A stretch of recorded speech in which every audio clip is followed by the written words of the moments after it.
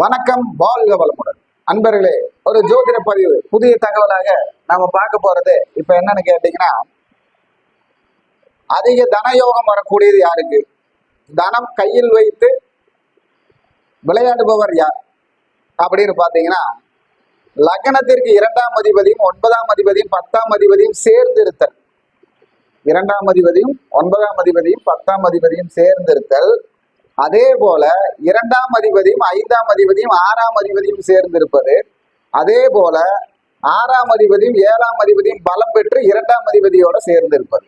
இந்த மாதிரி இணைவுகள் இருந்தால் அவர்கள் தனயோகம் உள்ளவர்கள். ஆனா இந்த தனயோகம் எப்படி அவங்களுக்கு பலிக்கும், எப்படி நடக்குன்னு கேட்டீங்கன்னா, இந்த அதிபதிகள் யாரும் 6, 8, 12 போய் மறையக்கூடாது.